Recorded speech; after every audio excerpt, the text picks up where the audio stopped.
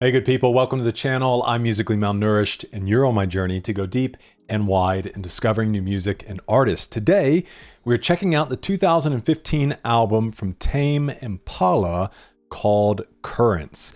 Now, I think I've heard one song from this that was in like one of our mixtape videos or maybe during live stream, but I really have no idea what to expect from this. I do know that it's come highly requested, so much so that it won as one of our Patreon picks, which is why it's here on the channel on this Wednesday or whenever you're watching it. Because over on Patreon, our Patreon members, they get access to music videos, live performance, things like that. But they also help vote on the albums we listen to every single Wednesday. And then there is a higher tier where people also get to take part in voting on the albums we listen to on Mondays. So you can thank the Patreon community for this video. What's going to happen? We're going to get in, listen to each track, make a few comments along the way, but I'll be keeping notes in my handy dandy notebook here. That way, after each song, we can talk about the things that stand out and see if we can find any insider information. So let's get this started. This is track 1, titled Let It Happen.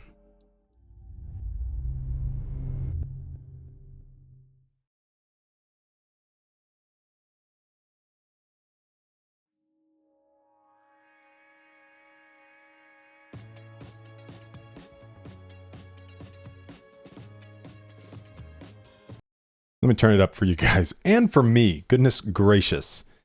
Here's the thing. I've been playing World of Warcraft with my son. So when I play World of Warcraft, I have all the volumes turned down low. He and I talk on Discord because he's in the other room. And I play music. Coolest way to play World of Warcraft. So let me dial this in for you guys.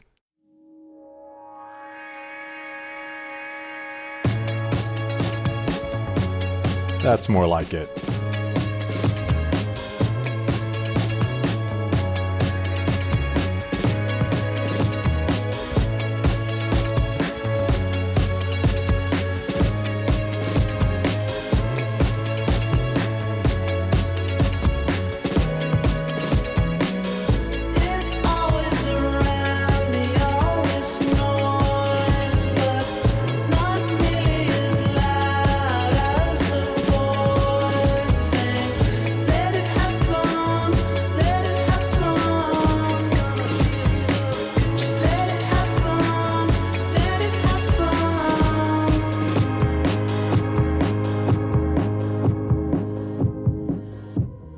That's not me, that's the song.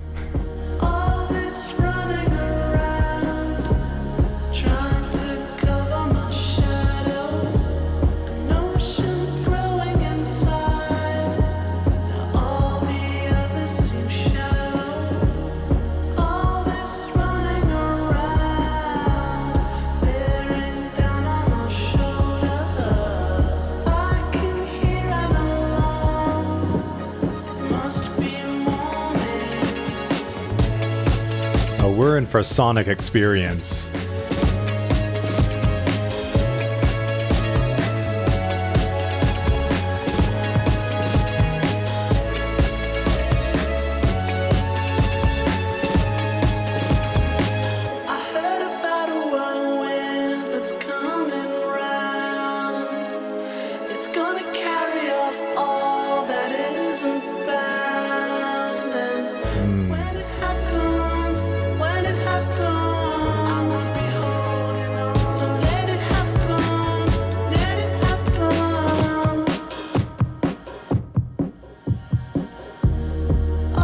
Man, it's like we're like above water, below the water, above.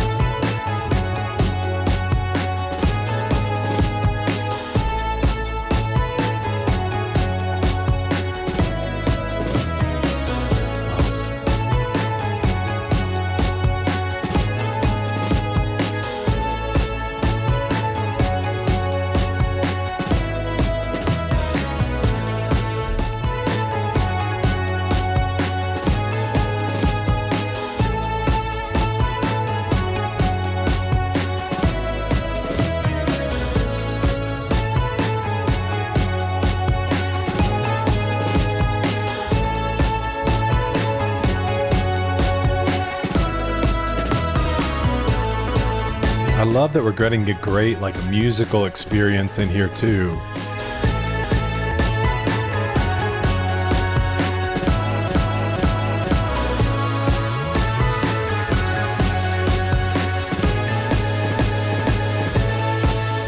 The stuttering.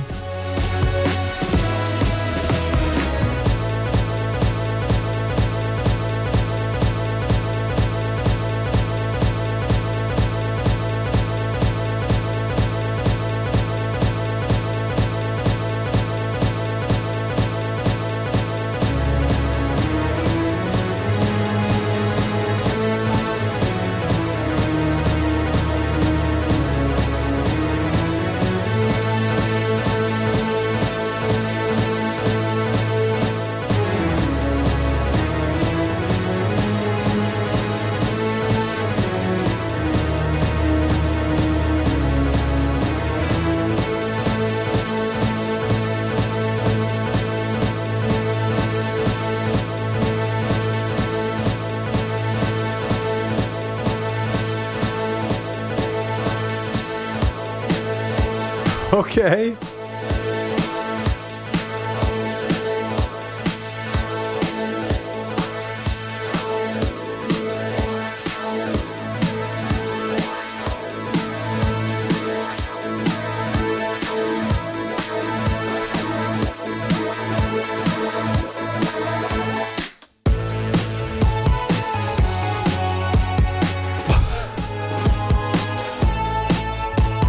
Their version of a bridge.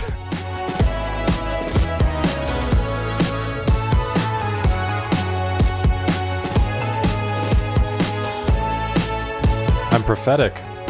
I said we'd be in for a sonic experience.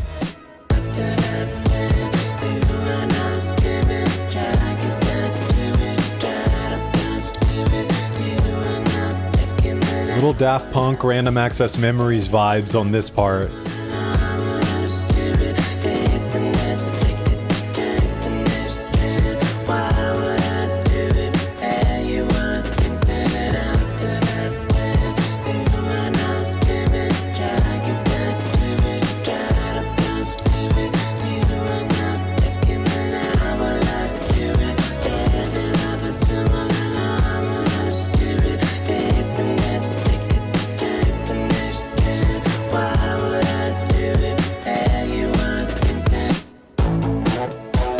Oh my gosh, dude. Like, we couldn't figure out what to cut, so we just kept it all. Like, kind of distorted bass.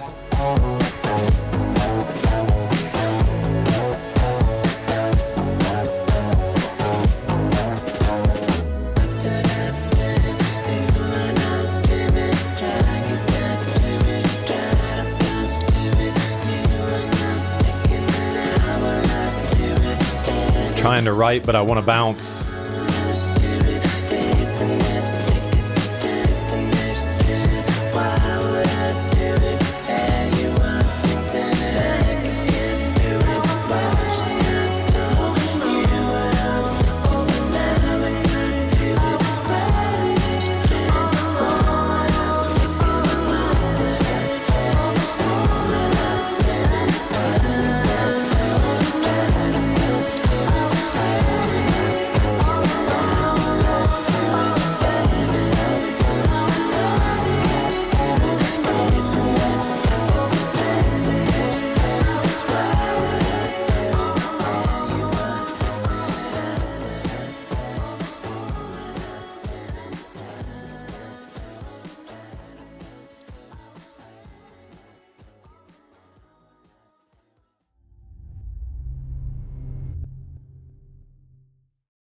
All right, man. What a way to kick off an album. Yeah, okay. So it's very clear. In for a sonic experience. Just pure vibes with that. Kind of fits the album art as well. That's the kind of thing that like conjures up in my mind driving along a like next to the ocean, you know, sun setting type thing. I will say there was kind of toward the center when it starts doing a bit of a switch up. I love the like in and out that we were getting, and obviously even switching up the lyrical content during those parts. Voice in here is really great as well. Really love it. Paints this very dreamy type feeling, which I do think becomes one of those kind of albums. And we'll see what the sounds continue like on this album. Hopefully we get a lot of variation. Really looking forward to that, hopefully. But it is that kind of album that you can just put on, at least based on this first song, that you can just put on and kind of drive to or have on in the background and just enjoy the vibes. There in the center, especially with the repeated segments, it did feel like maybe they carried it on for a few too many measures. To where I could see, here's the thing though. There's a lot of things that like I listen to and by myself, I don't really care. But when there are other people in the vehicle or something like that, I'm a little more conscious of how it may be coming off to them. Just because if you know something, you're invested in it and you maybe know, okay, there's a few segments in here that could possibly get on somebody's nerves, just the repeated bit before it transitions into like kind of fully, I guess, birthing or flourishing or blossoming into that next section of the song. But that aside, really beautiful, man. All right, let's get over and see what we can find out here. Says, on the opening track of Tame Impala's third record, Currents, Kevin Parker introduces the album's theme of letting go and allowing nature to take its course, merging Tame Impala's signature psychedelic rock sound with an extended electronic breakdown. This theme is where the album derives its title, as Parker stated that the currents he refers to are unstoppable forces that lead to personal transformation. Let It Happen was the first song revealed from the album, although its first official single was 'Cause I'm a Man. Okay, Kevin Parker said in an interview with ABC, it's a powerful feeling when you realize that this is happening. There are things that are changing, sometimes without your consent. When that happens, it's quite a powerful thing, so much so that it felt like the whole album could be based around that feeling. It's really interesting. When you realize that this is happening, there are things changing, sometimes without your consent.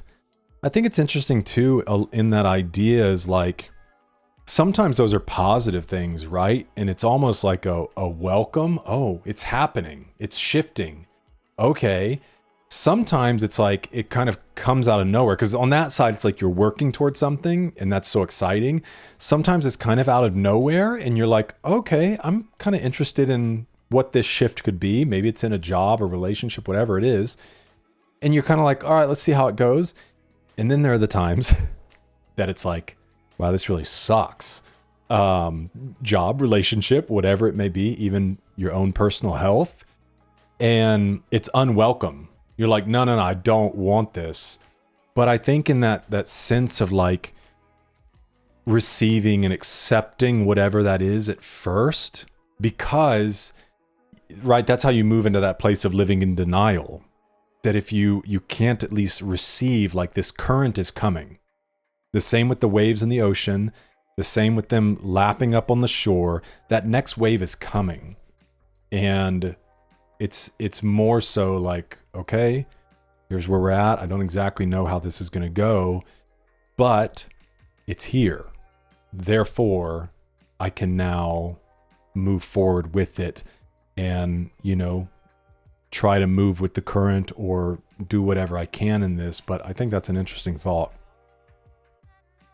Kevin Parker said to Konbini, I wrote some of the songs on the Paris PERER, an express train line connecting Paris city center to surrounding suburbs. Just thought some of the melodies. Reminds me of being on a train, going through one landscape, then into another. The rhythm rolls on. Sometimes you're in a tunnel. Sometimes you're out in the mountains. The landscape changes as it goes on. That's very interesting because it definitely comes through in the music. Even when I was talking about this, like underwater, you could translate that to going through a tunnel and the sounds are just changing. And I love that. All right, the creative process behind the song. All right, we got a good bit here. Matt Fink from Under the Radar asked, you said before that you spend most of your studio time trying to recapture the spirit of your original demo. Does that ever get any easier? And Kevin Parker said, yeah, I think I'm getting better as a producer. I think that's one of the things that you only get with experience. Such a well-known phenomenon. The first crusty demo and first vocal take and first mess around with the song has this energy and vibe to it that you can't replicate. No matter how hard you try, you can't get it back. But at the same time, I'm getting better at finding out what it was that was so cool about the original thing and being able to do it again. It's hard to explain. A lot of my vocals are the first takes. So much is that true that on the first song, on Currents, Let It Happen, there's this part at the end where I'm singing through this keyboard sampler thing, almost like a vocoder, but not really. In the first take I did, I was just singing gibberish and making sounds with my mouth just to test it out. I didn't even know what I was saying. Saying words and stringing sentences together that weren't really words. I do that a lot when I'm demoing and fleshing out ideas because I got the emotion in me, but I haven't turned it into words yet. So I was just doing that, and then I left that for months and months, always planning to go back, re-record it with real lyrics. I only did it a few days ago, a week before mastering. I'm totally contradicting what I said before, but I couldn't get back the same groove I did when I was speaking in tongues. So I had to make the decision, like, forget it. I'll just leave the speaking in tongues version on the album. It'll never make sense, but the song is called Let It Happen, and it's about allowing what is overtaking you to take control. So I was like, well, if there's one song where this is allowed, I guess it's this one. I have no idea what I was saying, but I guess fans will string the words together and try to work out what I was subconsciously thinking. Because that's been a layer to it as well, letting your subconscious battle. Really cool insight there. Okay, cool. Looks like I've got a music video. Somebody translated the gibberish and said, the gibberish equals, I will not vanish and you will not scare me. Try to get through it. Try to bounce to it. All the while thinking I might as well do it. They be loving someone and I'm not that stupid. Take the next ticket to take the next train. Why would I do it? And you want to think that. Somebody else said the gibberish is simply that, gibberish, but it's fun to try and decipher it anyways. I hear try to gut through it, try to bounce to it, and take the next ticket, take the next train. Why would I do it?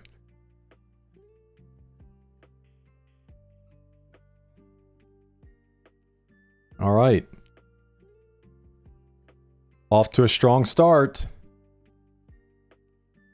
Let's get into track 2, titled Nangs.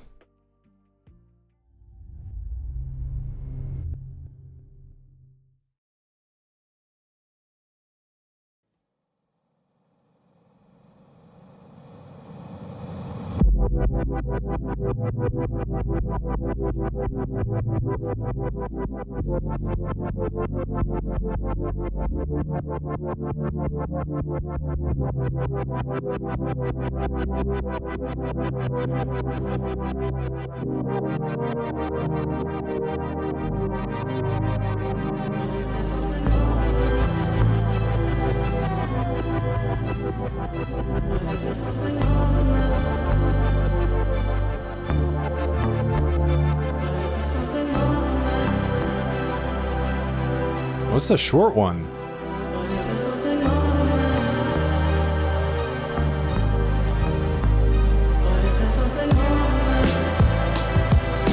I knew that was coming. Just a good bounce.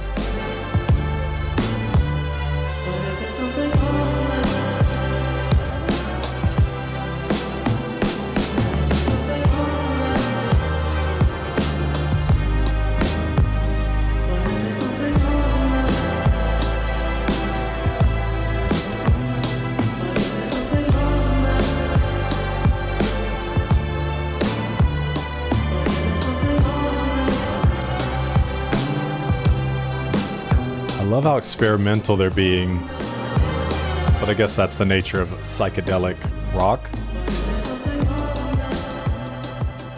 Oh, no, keep going with the drums.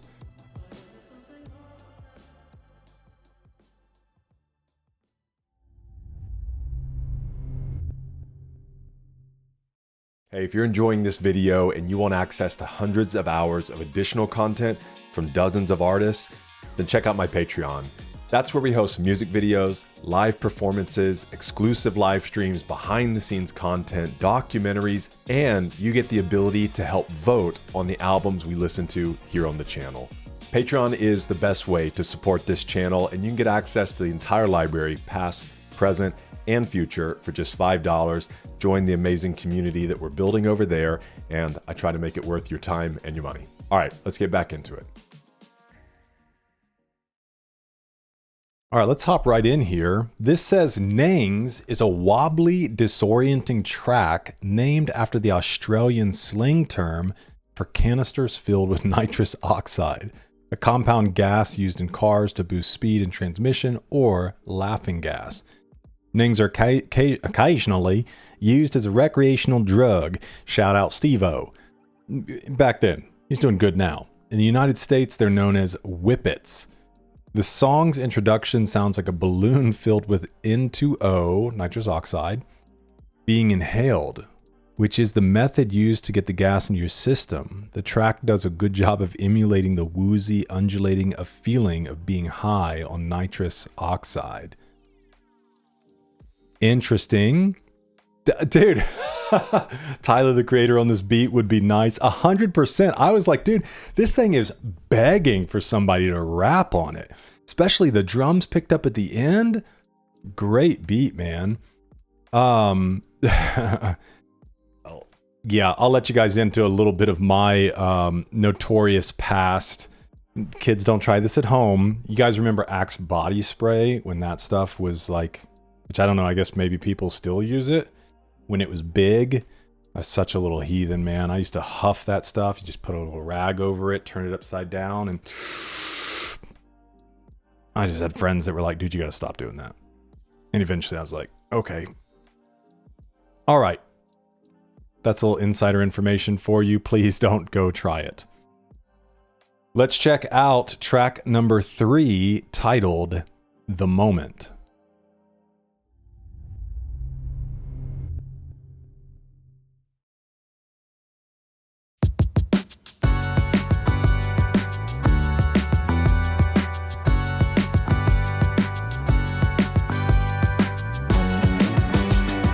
Okay.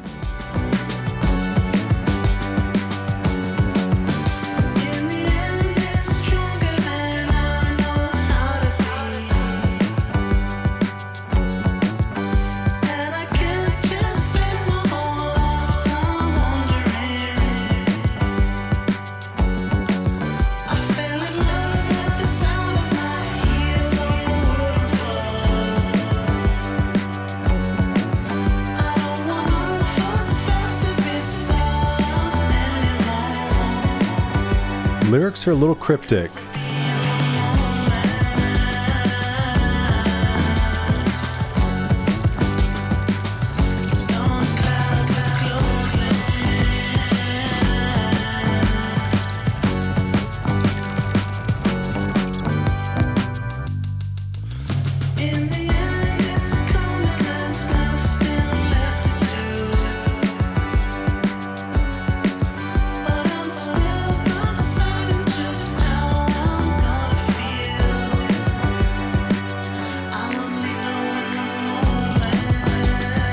Those tracks are super cool.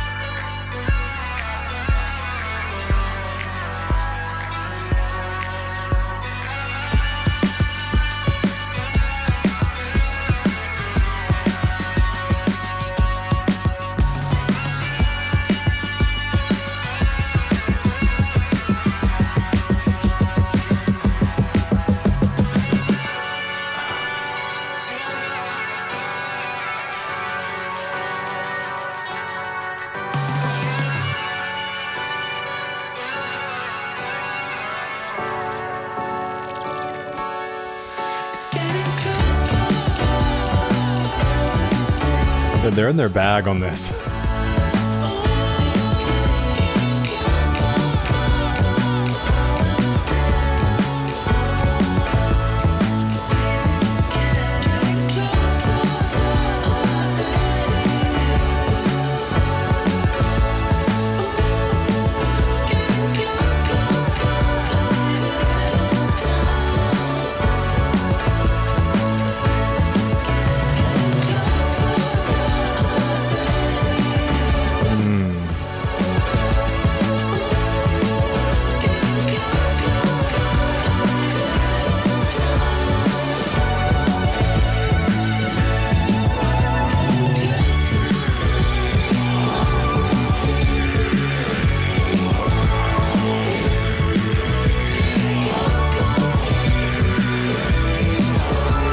See if we have any transitions in this album.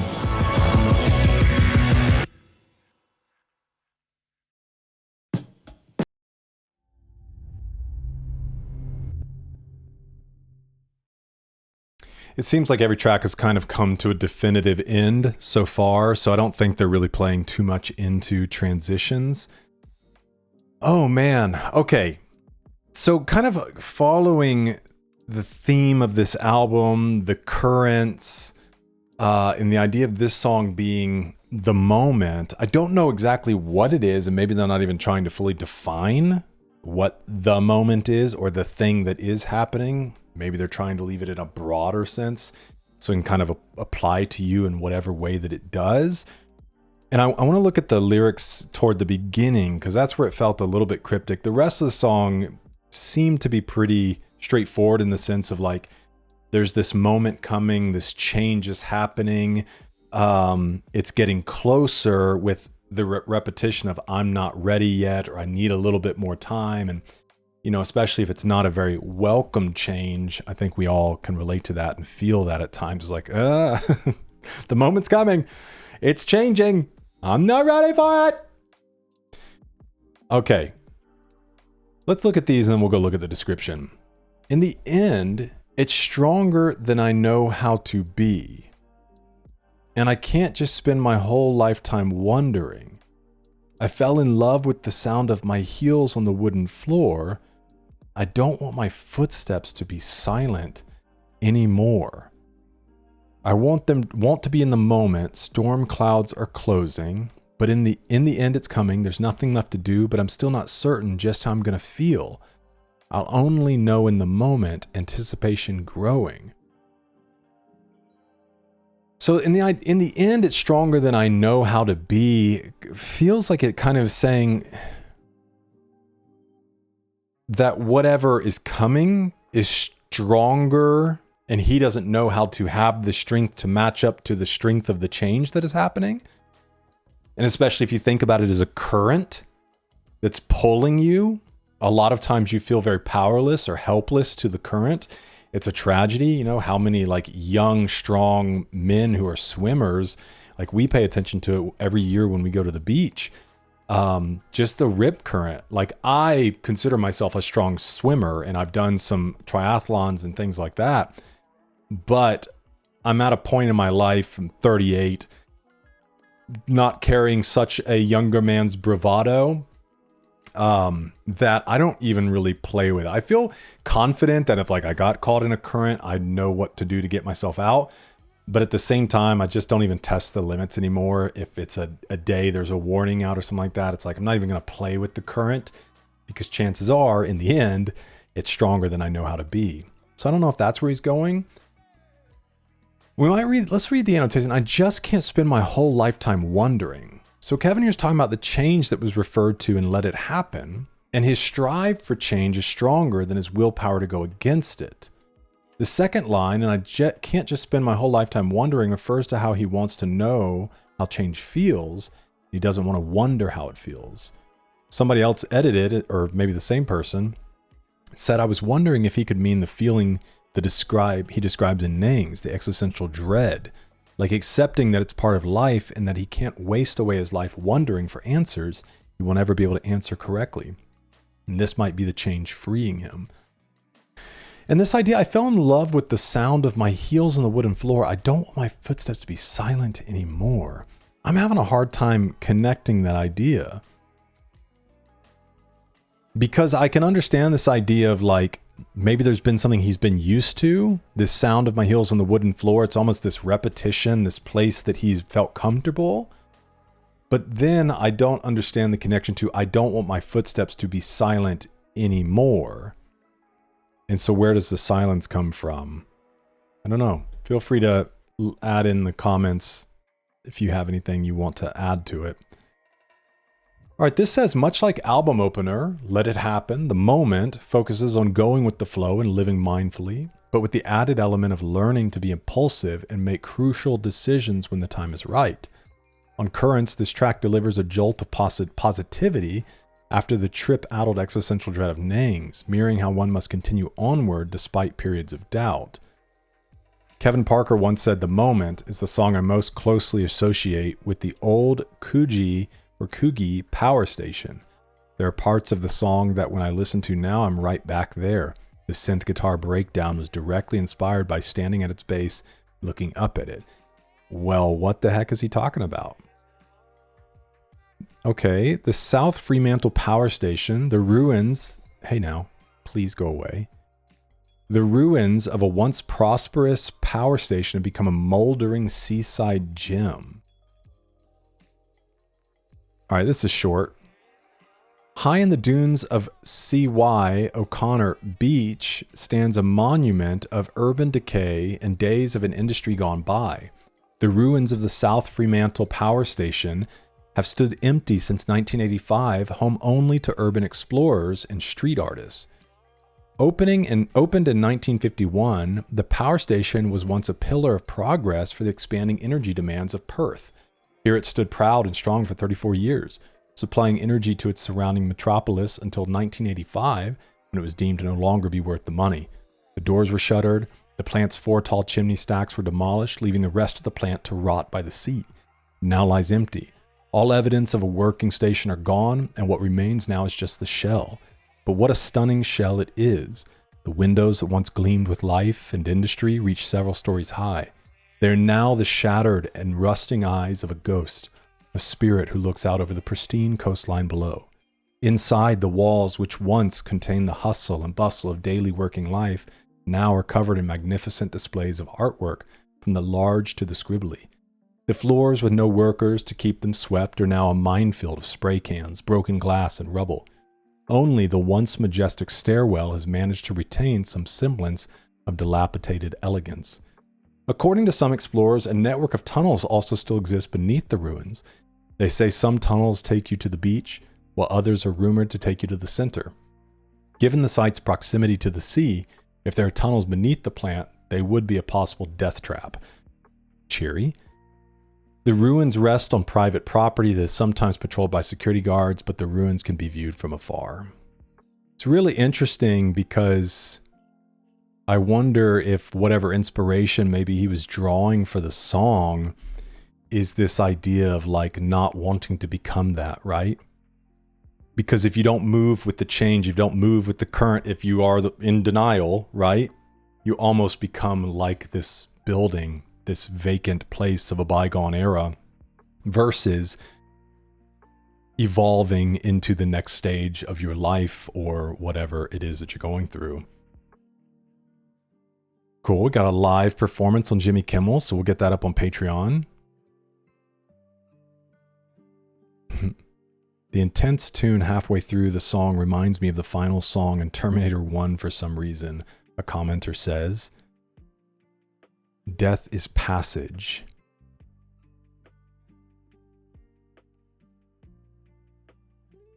All right.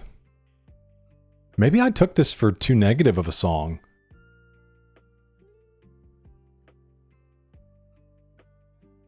I mean, I guess in the sense, like I saw this positive, like you'll only know in the moment, anticipation's growing, but I guess I harbored mostly on this, like it's getting closer every day. Oh, well, he does say, don't cry, we'll be okay. Wall of the dam, hold on and breathe if you can. But then I see, I'm not ready. Breathe if you can, I need a little more time.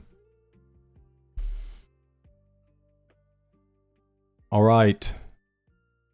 It is cool, the theme that they're carrying throughout the album, because even here, track 4 is titled, Yes, I'm Changing.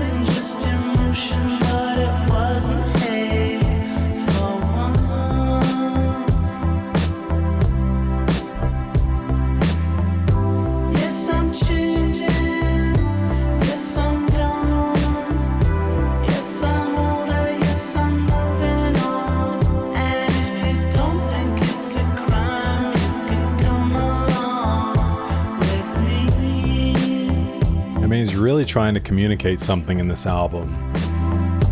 Life is moving, can't you see? There's no future left for you and me. I was hoping and I was searching. So maybe now it's kind of centering on a relationship. Now there's nothing left that I can do. They're really leaning into the claps and the snaps. There is another future waiting there for you.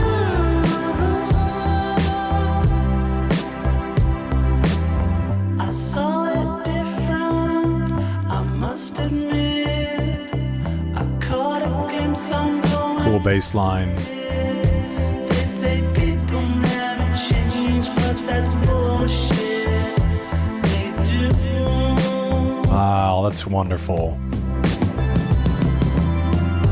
Yes, I'm changing, can't stop it now. And even if I wanted, I wouldn't know how. Another version of myself I think I found at last.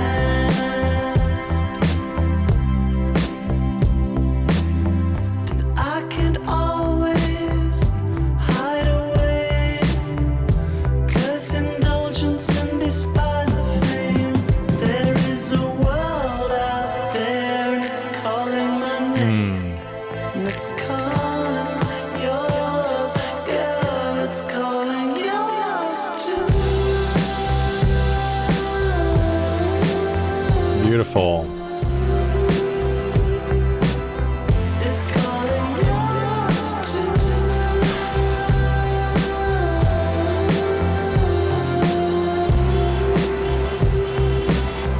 It's calling yours too.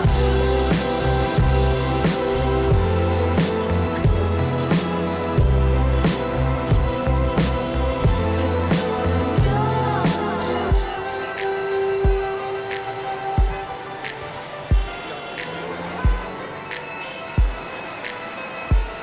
It sounds like Cityscape.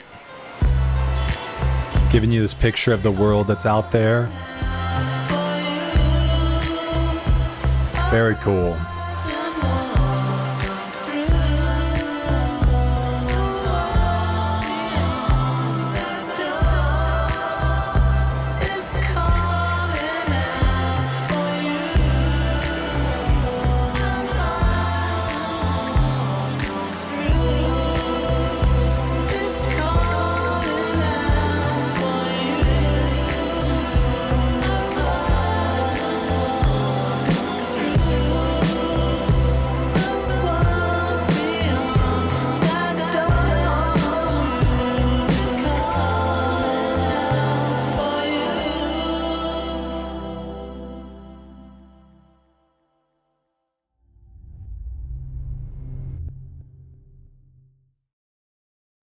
Okay, so maybe we get a glimpse to the change that is happening, a change inside of himself, but also a change that ultimately affects the relationship that he's in.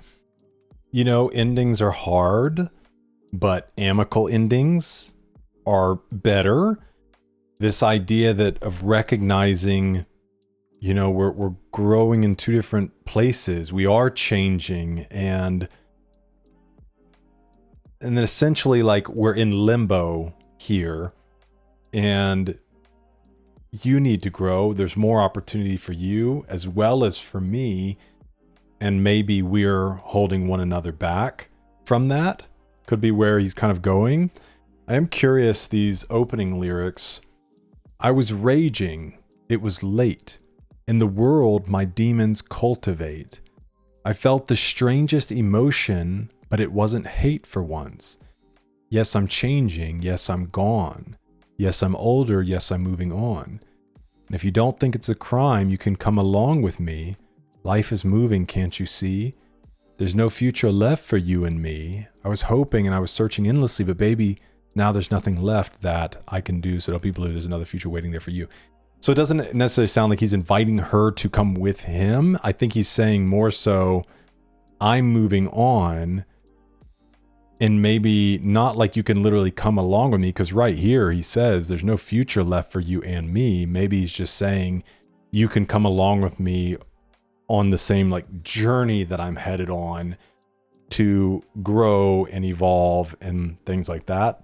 That's kind of what I'm drawing from it. I am curious about these opening lyrics. In the midst of harboring negative emotions toward a situation, another perspective can sometimes become apparent, changing one's views entirely. In this case, Kevin goes from rage to acceptance, which is like, I guess, an evolution for him that he's recognizing, right? I am changing. I'm older. Maybe this old me is gone. In another sense, Kevin could be referring to his new acceptance and appreciation of mainstream pop music and the people who make it. Kevin expounded this in a 2015 Pitchfork interview leading up to the release of Currents. Said, when you start out, you have this very black and white idea that people who are playing down-to-earth music are keeping it real. The ones making music for the masses are fake. But the longer you're in it, you realize it's nothing like that at all. Well, and I was curious too, because it seems like maybe there's a nod to his career. Maybe verse 2. They say people never change. That's BS. They do. I can't always hide away, curse indulgence, and despise the fame. And that seemed to be kind of speaking to maybe his career. Kevin Parker may not like the fame, one contributor says, but with his growing success, it's inevitable. With only 3 albums in that moment, Tame Impala has garnered a huge, ever-growing fan base that continues to consume his music. All right, down here in the About section, it says on Yes, I'm Changing, Kevin Parker sings straight from the heart about his very public breakup with Melody Prochet. Well, there you go. Listen, there's a few principles I try to keep in mind when I come into these reactions. Number 1, I'm neutral, right? Just, I'm here to listen, experience, absorb. The other is, and sometimes I do better at this than at other times, is I want to try to at least offer up my thoughts on what the song could be about, even if that's completely wrong first, because I know some of you enjoy, well, like, I wonder what he kind of takes from the song.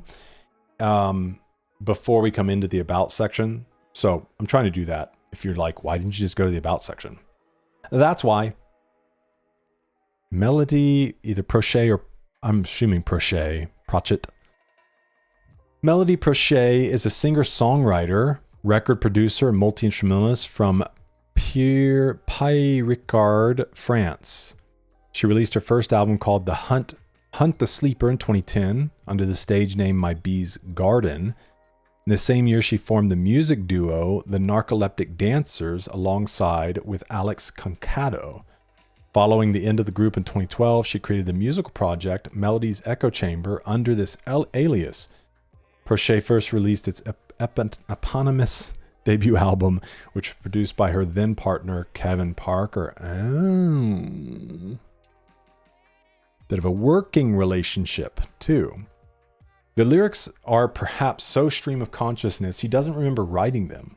According to an April 2015 NME article, it was a weird experience because it was like someone else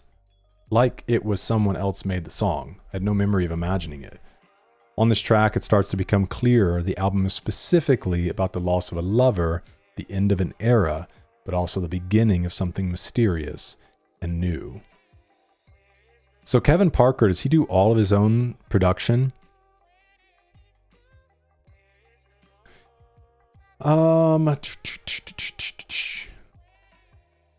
Okay, not many interesting comments. Well, somebody said the perfect breakup song.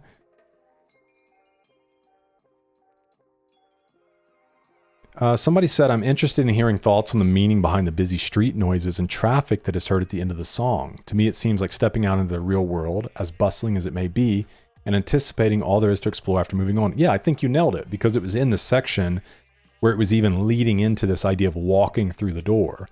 Yeah, it was in this outro.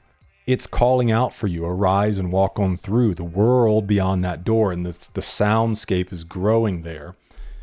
So, you're 100% right on that one, I think, unless I'm 100% wrong. I'm loving this. All right, track 5 is titled Eventually.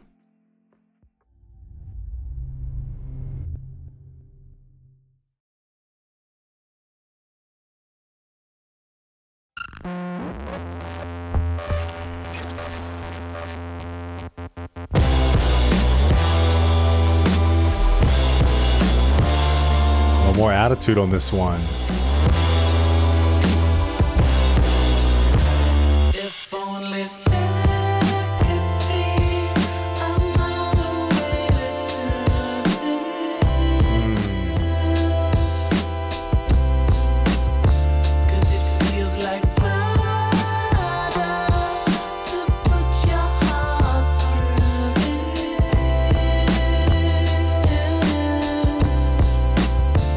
I know I always said that I could never hurt you.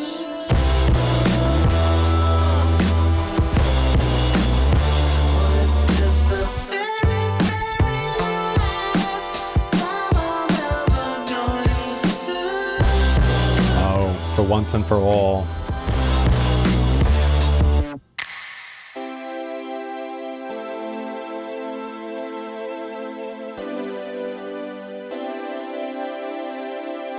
But I know that I'll be happier, and I know you will too. Said I know, I need like an argument happening in the background. and I know you will too. Eventually.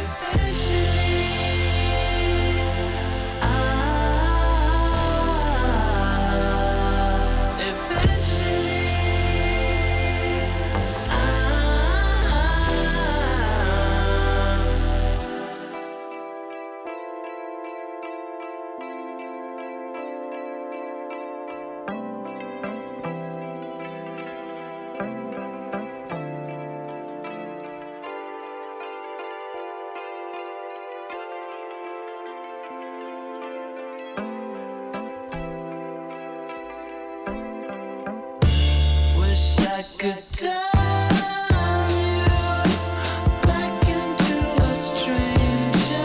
Well, that's heartbreaking. 'Cause if I was never in your life, you wouldn't have to change it. I love the juxtaposition with his voice and some of these higher pieces with that distorted bass. And I know you will too. Said I know that I'll be happier, and I know you will too.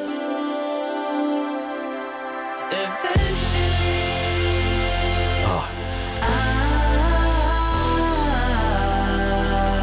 eventually.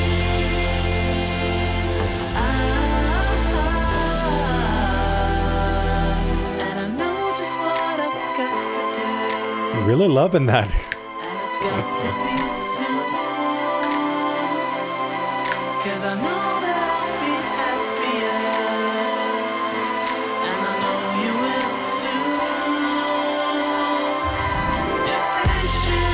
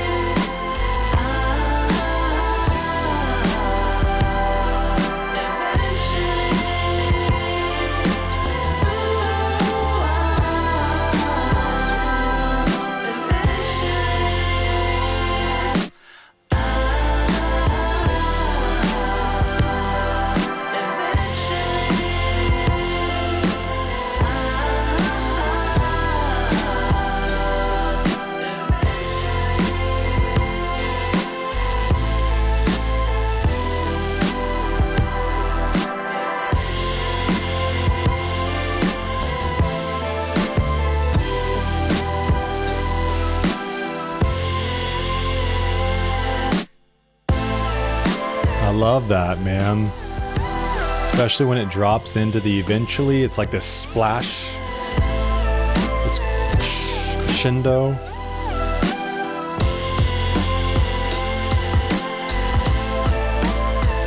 Has some really great drums on this.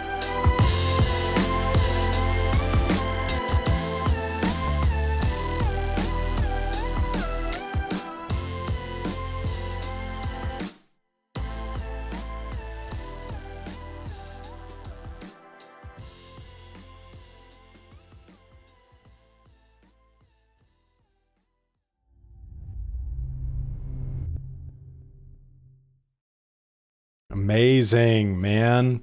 So I mean, it's sad.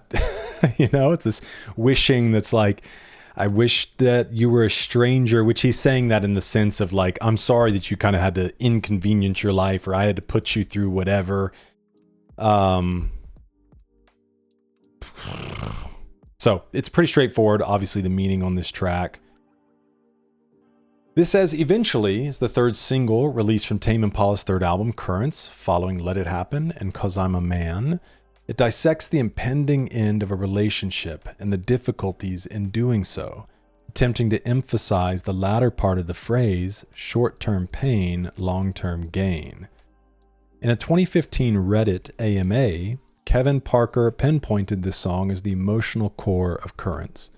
He said, I have to say though, there's a song on the new album called Eventually that's still very moving for me to listen to, even after 951,520,974 listens and mixes. Shortly after its release, Sam Coley from 60s 70s funk band Skull Snaps accused Kevin Parker of sampling drums from their track A New Day, previously sampled by many hip-hop producers. Coley threatened to sue Parker, who responded by posting a photo of the email on Instagram with the caption, "Wow, unexpected compliment. The creator of the famous Skull Snaps drum sample thinks my drums is his actual sample and wants to sue me for not clearing it. Ha. Sam Coley, you have 3 days to fire your musicologist. Anyone think this could be a hoax, though?" That's funny. So let's see. Matt Fink asked, how about Eventually? What was your original idea for that song? All I know about the genesis of that song is that I was on the back of a scooter. I think I was in Perth and my friend was driving the scooter and I was on the back. I don't know why, but I started singing it in my head. The song is about knowing that you're about to damage someone almost irreparably. And the only consolation you get is this distant hope that they'll be all right eventually. Because you know that they aren't going to be now or soon. It's like, gosh, that's all I remember. It's on the back of the scooter, the wind was rushing through me. Matt said it sounds like a breakup song. And Kevin responded, yeah, I guess I can't really deny that. But at the same time, I like songs to be ambiguous. I hate to say that a song is about this and you must interpret it this way. Because one of the cool things is to hear someone's interpretation of one of your songs That's completely different. That's when you feel like you've done something that belongs not just to you. That's when you feel like your music belongs to the world. When you hear all these different interpretations and what it does to people, it's a good feeling. Somebody said they're 4 for 4 so far, batting 1,000. It's a toss-up between this and Disciples for me is my favorite song off this album at the moment. Somebody said I like to just put this song on my headphones on the highest volume to remember what I felt that night on that Uber. It was so special to me and it calmed down my soul. Somebody else said, when you know you have to put an end to your relationship but you still love her. Dang, that's hard. Oh man, yeah, and the way he handled the eventually, like really drawing it out, I loved. And like I said already, that first when it drops into it, it's like this splash that I kind of wish at the end with the repeated eventuallys, they would have tossed it up a little bit more because I loved that drop out and then the big push.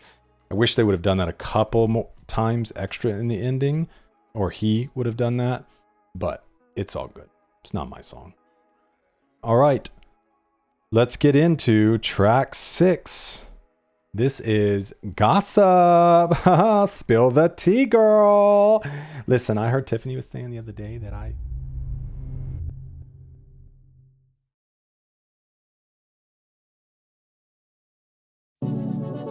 Oh, no lyrics on this one.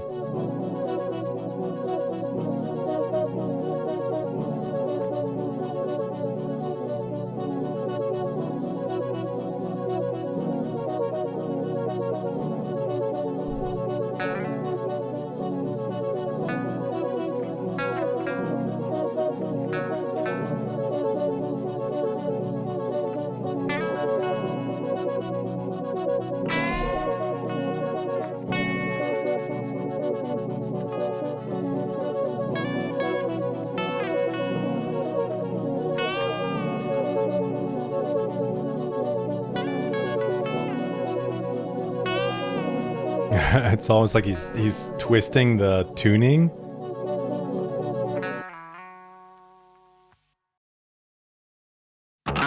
Cool little break.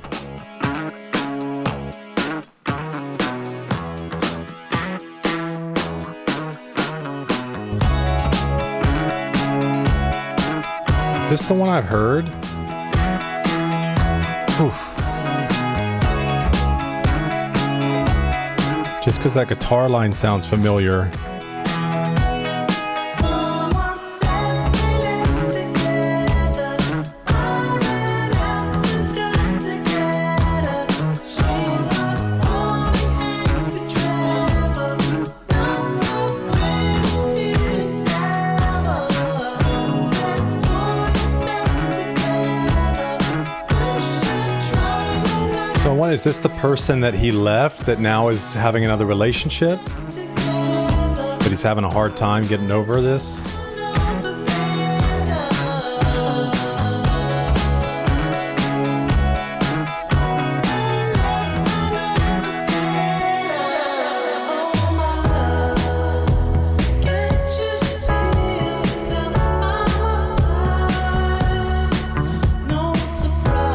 Yes, I listened to this a long time ago. 6 months ago.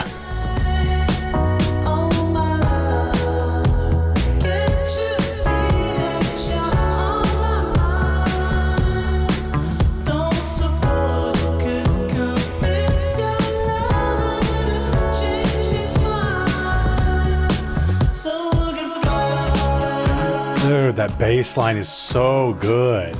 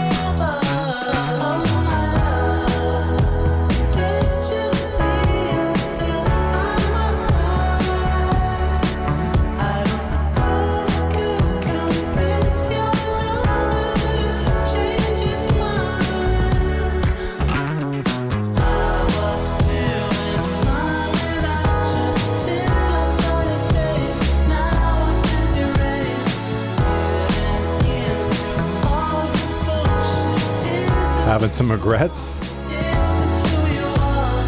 I was doing fine without you. Didn't I saw your eyes turn away from mine? Oh, sweet darling, where he wants you. So come on, Superman, say your stupid lie. Is the other guy Superman? Or is he sarcastically calling himself Superman?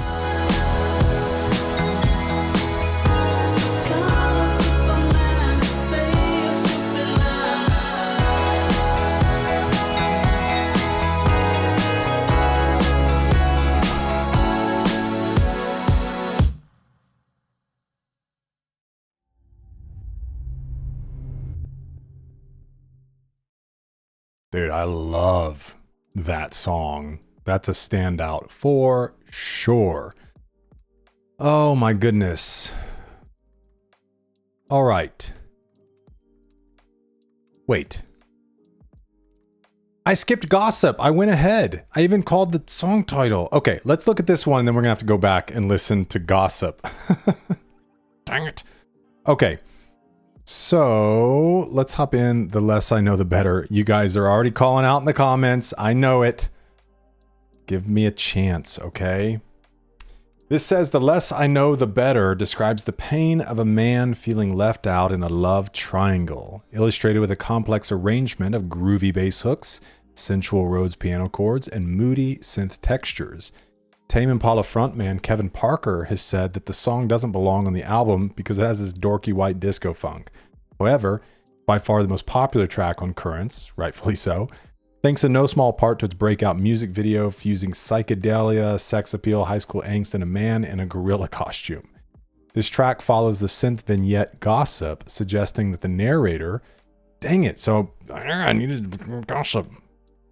Suggesting the narrator, voiced by Parker, is hearing news about the woman he wants. That she is hooking... Okay, so not the person he left, but somebody he's interested in. She's hooking up with someone named Trevor. The song's title comes from his insecurity. If people give him the details of his crush's sexual activity... No, wait. Am I going crazy? Okay, sorry. We did Gossip. Gossip was the little interlude type thing. Yes. Okay, I was like, dude, is there something wrong with my brain? Okay, I feel so much better now. Sorry for the confusion. So, the track follows the synth vignette Gossip. All right. If people give him... The song title comes from his insecurities. If people give him the details of his crush's sexual activity, the more it will dominate his thoughts and leave her seemingly defiled in his mind. Is this who you are? As illustrated by the music video's Gorilla, Trevor versus Kevin appears to be a classic alpha-beta struggle for women's affections. Trevor has her attention for now because of his sexual prowess. He is her lover like every night. But she knows that Parker would be the better long-term partner. Wait 10 years, we'll be together. However, Kevin warns her that his patience will not last forever. Following its success on the record, it was released as a radio single. It was voted number 1 in Triple J's Hottest 100 of the decade. Here's what Kevin had to say. I just remember sitting alone in my home studio, a little studio, because I was between houses, and making the demo of the song in about half an hour. Like, I had the chords and the melody, and I was just thinking it needs a gnarly bass riff, and one you gave it. The way that I know I've done a new riff that is cool is if my hands don't want to do it. If you let your hands do the thinking, it will just be the same old stuff. But yeah, that bass riff, it's actually a guitar with an octave pedal, but that very take is the one that's used in the whole song. He said in another magazine, I recorded most of the first half of the song up until the first chorus in just 1 hour because I had the idea. I had the idea for the vocal melody and the chords, but the bass line I kind of just did. I had that demo for months and months, listening to it and trying to think about a second section for the song. I am curious about... somebody said, such an amazing song, raw, visceral, killer bass line, the vocals are unbelievable. Somebody else, Trevor, said, I'm Trevor. But these lines, come on, Superman. Seems the narrator is addressing Trevor as Superman. He feels defeated as he realizes Trevor is the one she really wants to be with. It's also possible the narrator is talking to himself here, much like the first verse. Perhaps he's trying to muster the confidence to try and get her back. At one point in the music video, we see a watercolor of a boy in a cape. Could this be a reference to Superman? I would assume. All right. Well, good to know I'm not crazy. I was like, wait a second, I don't think I skipped anything. All right, let's get into track 8. This is titled Past Life.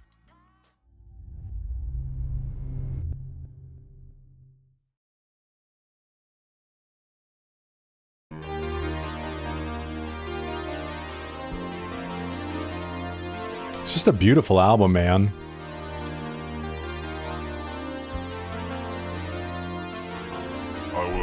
Picking up a suit. Ah, I love this. Which is standard for me. Thursday, 12:30. I've got a pretty solid routine these days. I don't know, it just works for me. Anyway, I was leaving. I was getting in my car, and I went to adjust the rearview mirror. But in its reflection, just for a second, I saw a figure. Started to trigger. Memories flooded back. Stopped me in my track. Who was that? It was my lover. A lover from a past life. Okay, dude, let's go. I feel like I saw a ghost. So unexpected.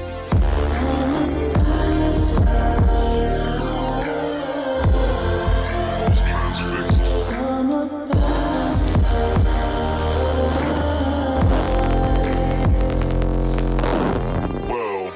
Somewhere between a lover and a friend. It was different back then. Surreal, poetic but uncertain. Like a bizarre chick flick with a confusing end. But I shut it down, closed it off. The sounds and smells made myself forget. A cheap solution to black out regret. But it was real. It just feels like a past life.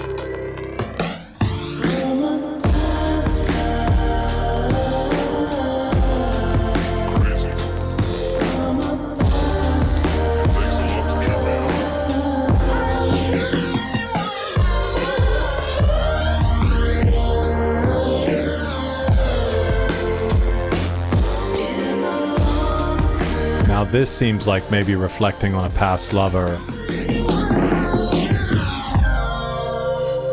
So I go about my day as normal, but I can't seem to pass it off as just a random event.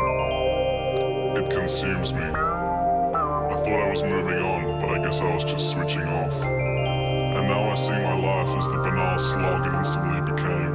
And I don't know if I can go on the same. But I don't want to dig up old bones. I mean, I don't even know if she has the same phone number. But I guess I could Who knows? try. Maybe she does.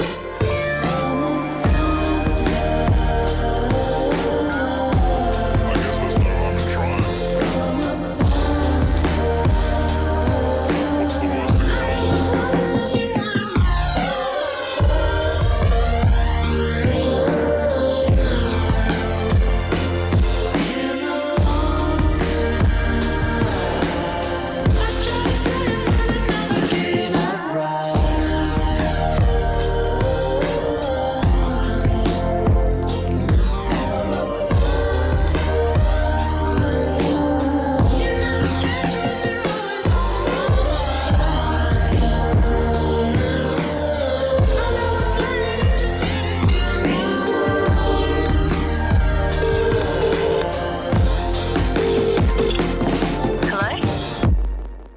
Oh.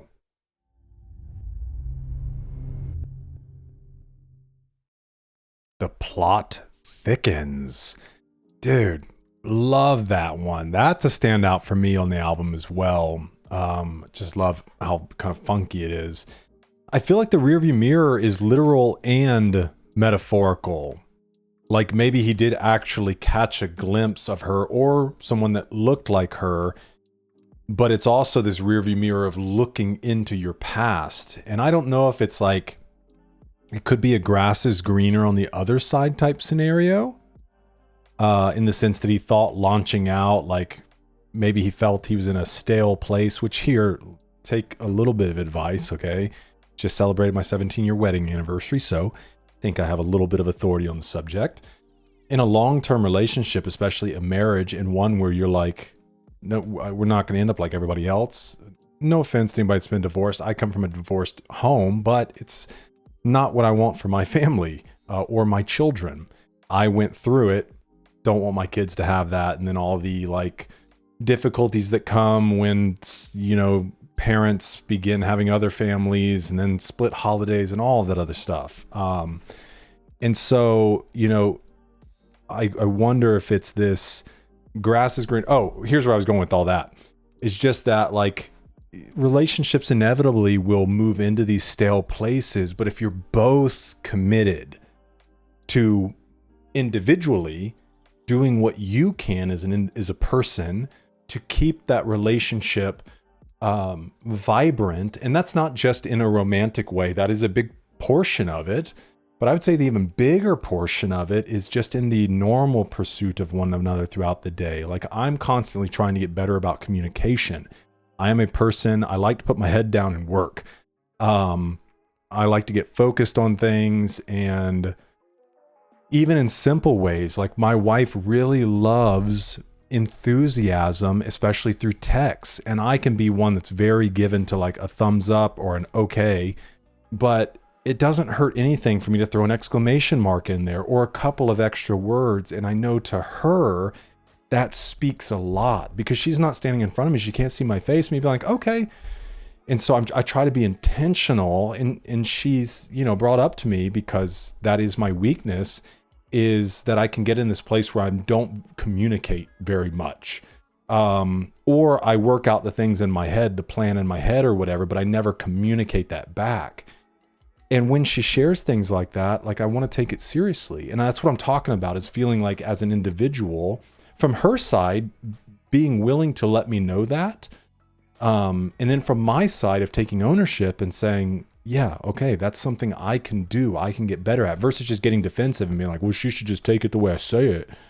They say, no, my responsibility in this relationship is to keep it vibrant. And that is one small way to keep it vibrant. Or unload the dishwasher, or don't leave stuff in the sink because I know that means something to her. Take out the trash when it's full. Whatever, all these little acts of service. When I see her and I think something good, like her outfit looks nice, or she just looks radiant on any given day, or whatever. She didn't even have to be like dressed up, you know? I've said plenty of times, I've seen her in the morning, no makeup or anything like that. And I'm just like, you look really pretty. And it's little things like that, man, that is the individual side. And then together, if you're doing that, you can push through those moments where things become stale.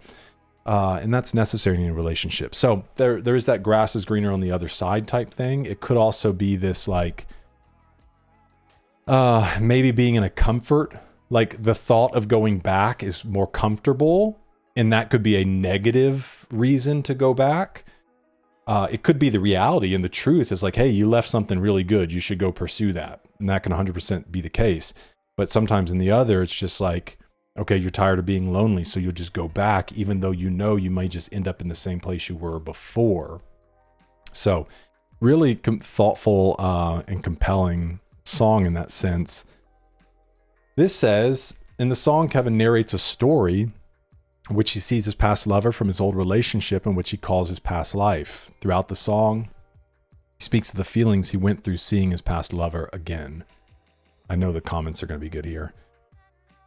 Somebody said the title of this song is perfect. It's so surreal when you experience something like this. Like you see where you are, where you came from. It feels like a completely different life where you were a different person that you barely recognize now. One of the craziest feelings you can have. And people just correcting the lyrics. Okay. Really good stuff here, man. All right, let's check out track 9, which was somebody else's favorite on the album. Interested to hear it. This is Disciples. It's a short one.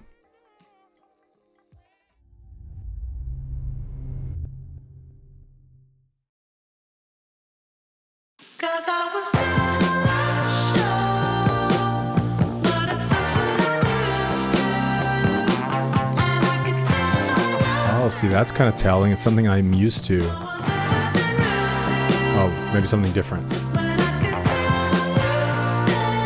this, that I can't say anymore, and you came round today, but you didn't stay very long.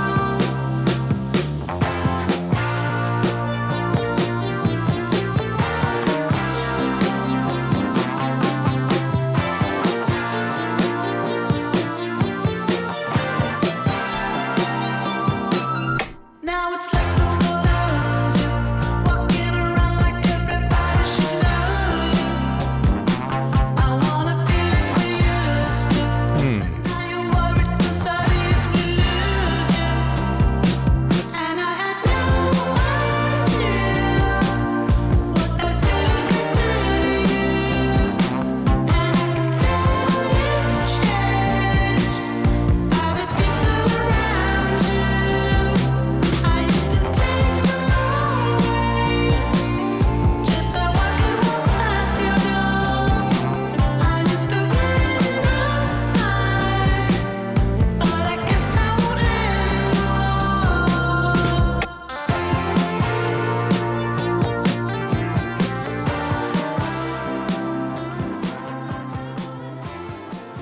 Interesting, man. I really don't know what's going on here.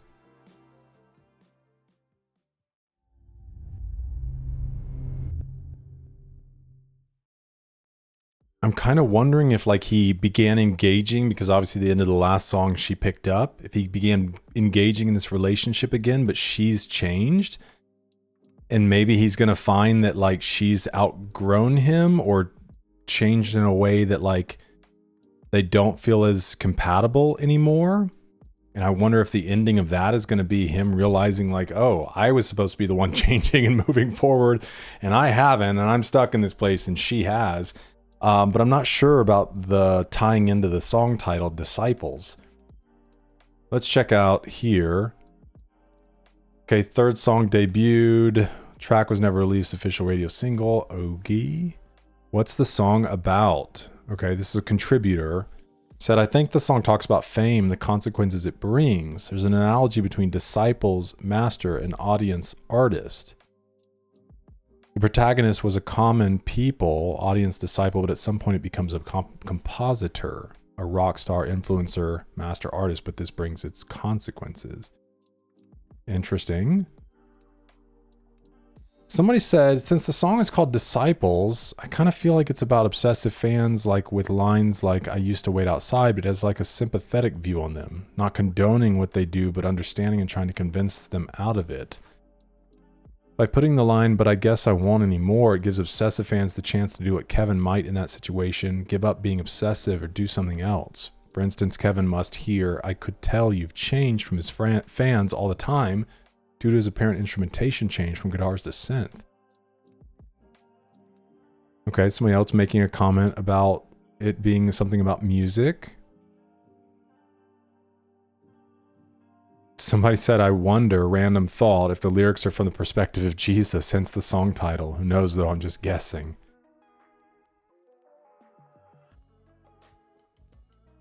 I guess some of the lyrics might still be wrong up here.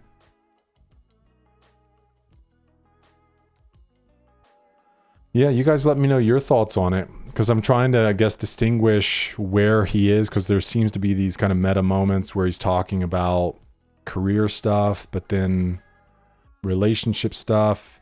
And I don't know if it's this kind of like one through line that moves through, or if it's kind of these different ideas, or both. All right. This is the other single that was released, I believe. titled "'Cause I'm a Man."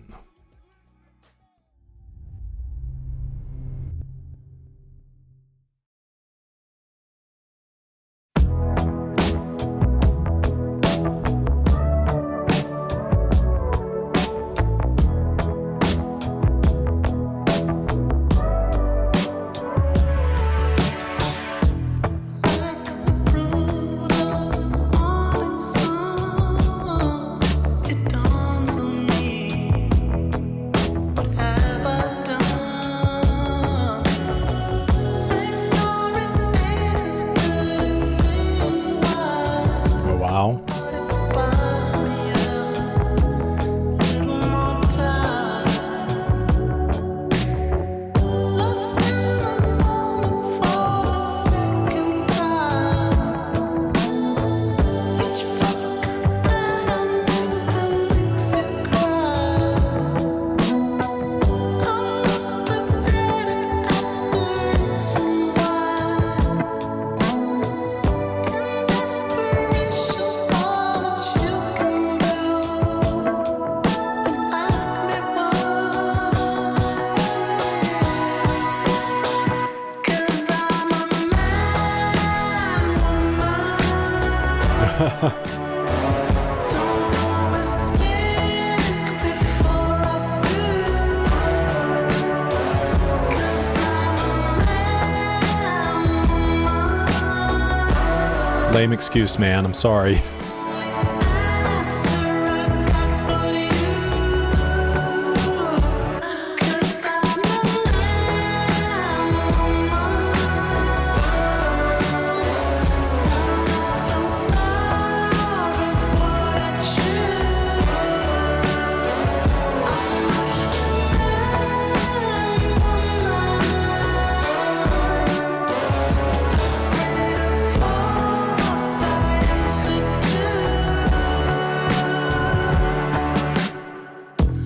Once again, as it takes a hold, I am aware, not in control. I have a conscience and it's never full, but it's prone to being overruled. You wanna know why I always think I'm right? Because I'm a man. Let it slide. I have no voice if I don't speak my mind. My weakness is the Wow. soul of my pride. I'll tell you why.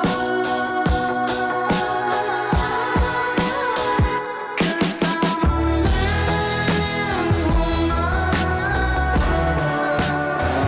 Don't always think before I do. 'Cause I'm a man, woman. It's the only answer I got for you. 'Cause I'm a man, woman. I'll never be as strong as you. I'm a human, a force I answer to.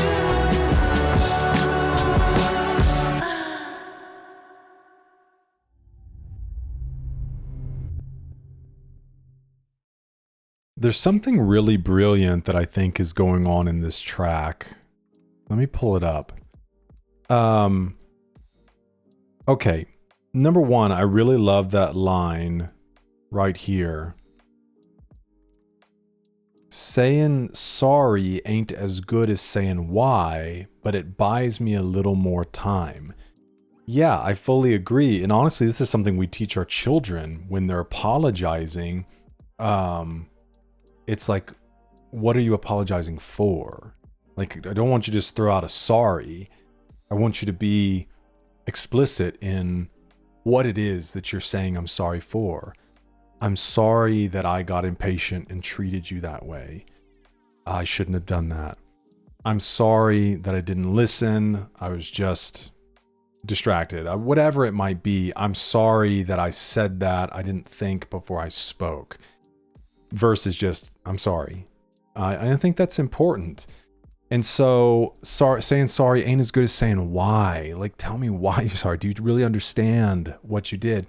But what's really interesting is in between this really lame excuse, because I'm a man, right? He gives these very introspective thoughts. I don't always think before I do. Not often proud of what I choose. But then, especially when you get down here, you want to know why I always think I'm right?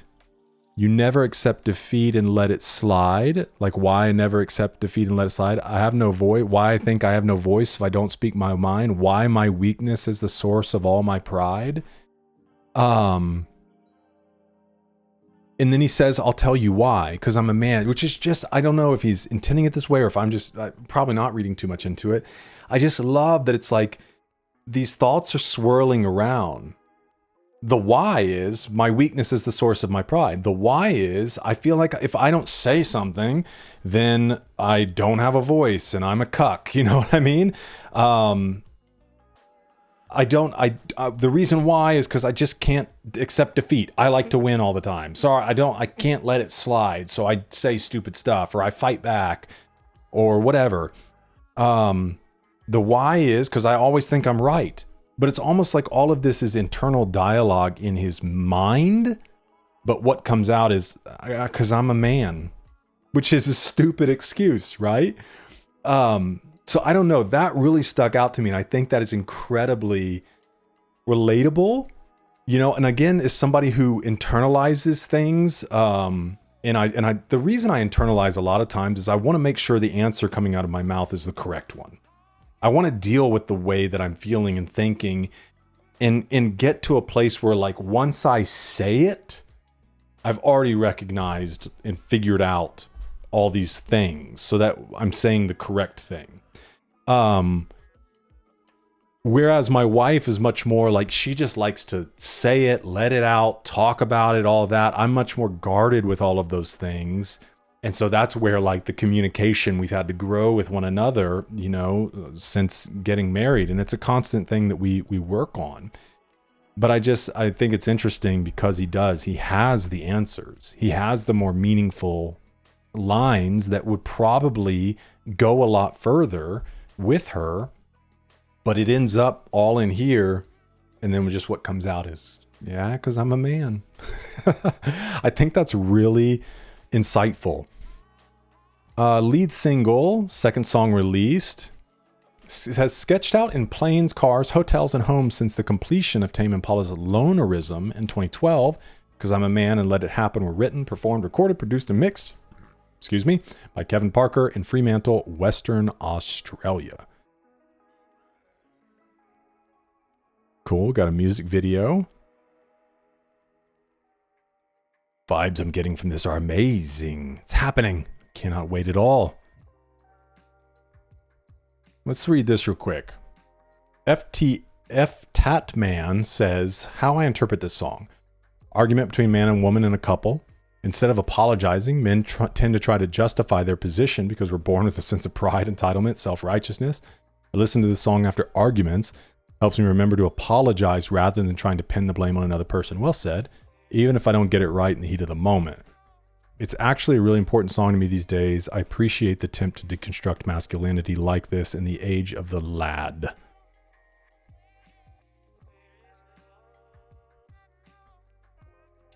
Awesome.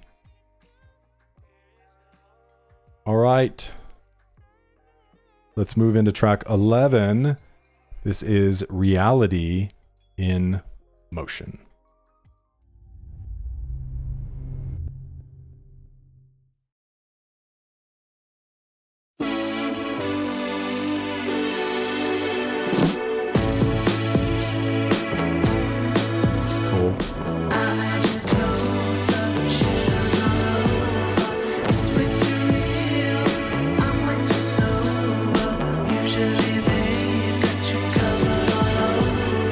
Like a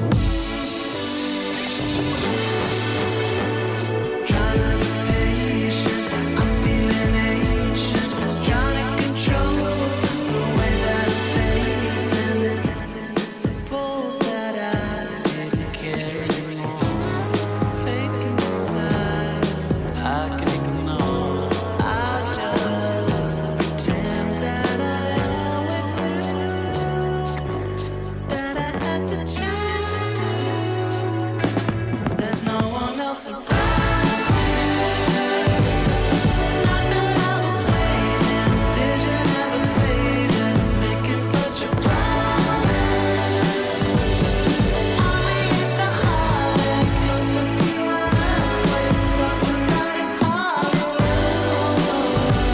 Trying to stay in motion. It made my heart run in circles and overflow. Little shaker. Closer than ever to letting go. It made my heart run in circles and overdrive. Love the use of the shaker and the tambourine. And I was closer than ever to feeling alive. It made my heart. It's like muted drums.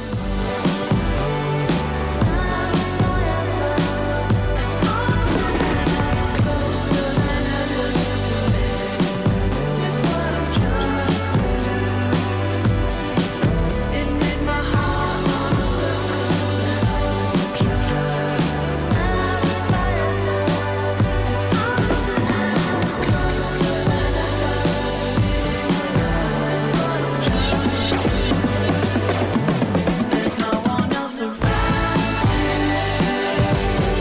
Not that I was waiting, vision never fading, heading for the deep end. Sinners unremembered, baby I surrender. I just need to breathe out. Decisions are approaching, reality emotion. Let's not think about it. Put your arms around me, I can sense you down me. You don't need to promise. Not only is the heartache closer to an earthquake, talked about in Hollywood.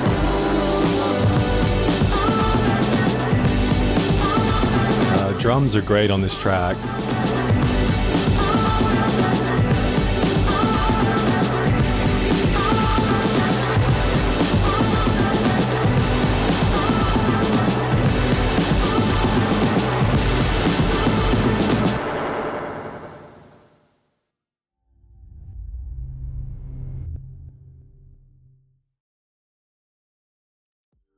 All right, let's see here.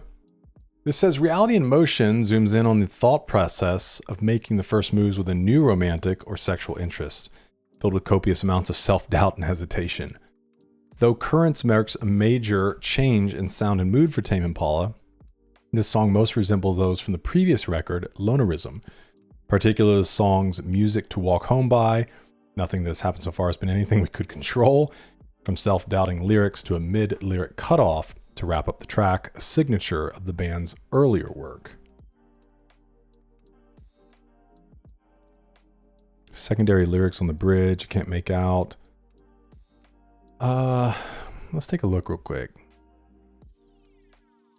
So I'm edging closer, shivers all over, it's way too real, I'm way too sober, usually they've got you covered all over, lack of composure, I'm walking over. Okay, so he sees an opening to go and speak to somebody. What will I do? I never had a chance to. There's no one else around you, not that I was waiting, vision ever fading. Heading for the deep end, soon as I remember, baby, I surrender. I just need to breathe out, decisions are approaching, realities in motion. Trying to be patient, but I'm feeling ancient, trying to control the way I'm facing. I love this. Be patient, but I'm feeling ancient. Like feel like I'm waiting forever. That is also why the word patient is long-suffering. Suppose I didn't care anymore. Fate can decide. I can ignore. I'll just pretend that I always knew that I had the chance to.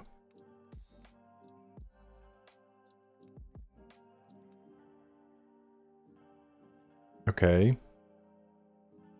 Making such a promise only leads to heartache closer to an earthquake, talked about in Hollywood, trying to stay in motion. This says Kevin explains that making promises in a relationship leads to breakups. He feels the significance of a breakup for him is so large, it's similar to a breakup in a movie or among celebrities. This earthquake, something big? I don't know.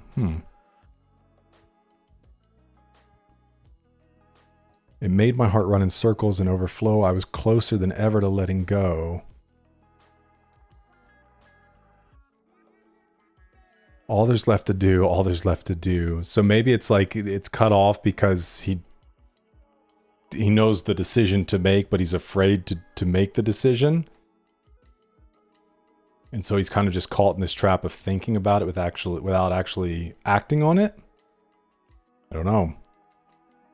All right, let's get into track 12. This is Love Paranoia.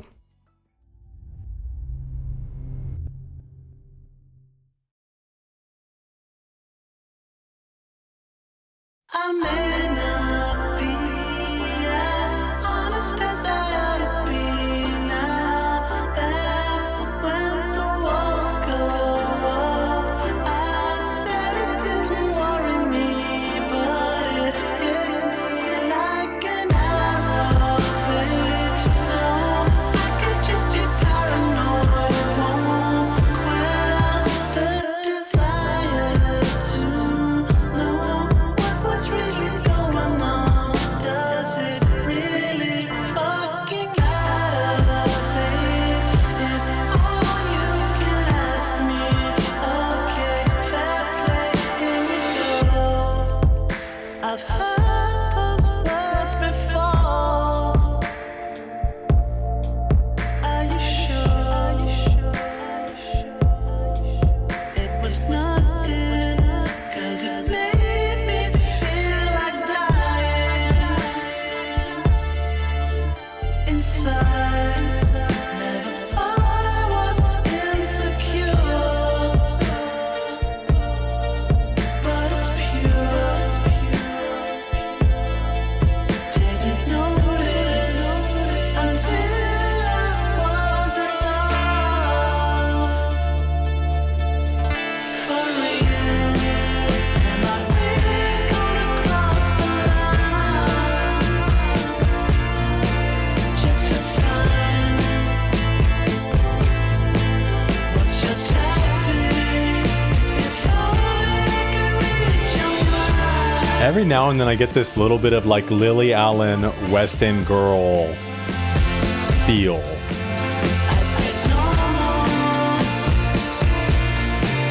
Now's my time. Gonna do it.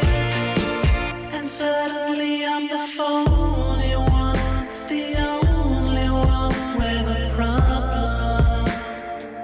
True love is bringing it out of me, the worst in me, and I know now. Do you remember the time we were by the ocean? I didn't care if it was day or night. The world was right where I wanted. Girl, I'm sorry. Very melancholy entrance on the album. Entry. A sunset, a longing, a sad walk.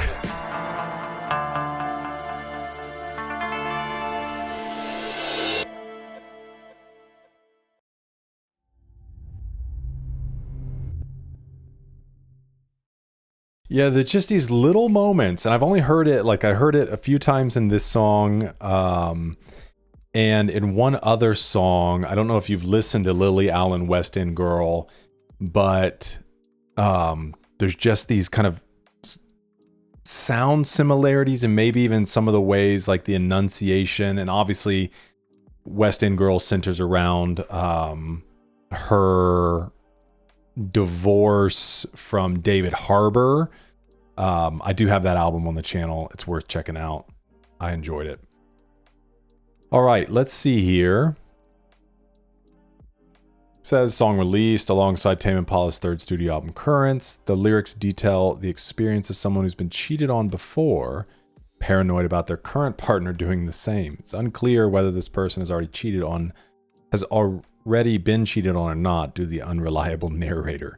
This person ends up losing their partner due to their paranoia and regrets it, even though they may be right. Okay, we got a little live on the Tonight Show. That'll be interesting. Maybe I've seen a music video. I can't remember, but that's not the voice I would expect to come out of this gentleman. All right, somebody says it's not about being cheated on. It's about the suspicion that he's being cheated. Well, I mean, okay. But ends up being wrong, hence the last verse. And suddenly I'm the phony one, the only one with a problem. At first he thought she was the phony one, the guilty, wrong one, the one with the problem, the one who messed up because he thought she was cheating. But after checking her phone, email, whatever, he realized actually he's the one who messed up, the one with the problem. So he was suspicious, paranoid, didn't trust her, and went behind her back to check up on her. Then at the end, he says sorry to her for not trusting her, tried to remind her of the good times of the relationship back when he wasn't paranoid, didn't care about anything except enjoying her company. Unfortunately, this person says, having been through it many times, love, paranoia is definitely about the experience of being cheated on. First clue for me was, I've heard those words before. Are you sure it was nothing? Because it made me feel like dying inside. I was rereading through my journal recently, totally related to the desire to know what was really going on. The resistance from my ex to explain the situation. And of course, every question I asked was met with, does it matter anymore? Anyway, don't stick with people that cheat on you. They'll do it again and again. Yes and amen, girl. Let's take a little look. I may not be as honest as I ought to be. Now that, when the walls go up, I said it didn't worry me, but it hit me like an arrow. Okay, so there's the worry, the paranoia. Babe, to know I could just be paranoid. Won't quell the desire to know what was really going on. Does it really matter, babe, is all you can ask me. Okay, fair play, here we go. Does it really matter? Like, that's a weird response. I've heard those words before. Are you sure it was nothing? Because it made me feel like dying inside. Never thought I was insecure, but it's pure. Didn't notice until I was in love for real. Am I really going to cross the line just to find what you're typing? If only I could read your mind, I'd be fine, I'd be normal, but now's my time, gonna do it. So like he'd like to read her mind, but he can't, so he needs to go digging. Suddenly I'm the phony one, the only one with a problem. True love is bringing it out of me, the worst in me, and I know now. Do you remember the time we were by the ocean? Didn't care if it was day or night. The world was right where I wanted. Girl, I'm sorry. Babe, I'm really, really sorry. Yeah, I don't know. Like, there are lines in here that make it sound like there was an action of cheating, but then he comes out with this, like, apology.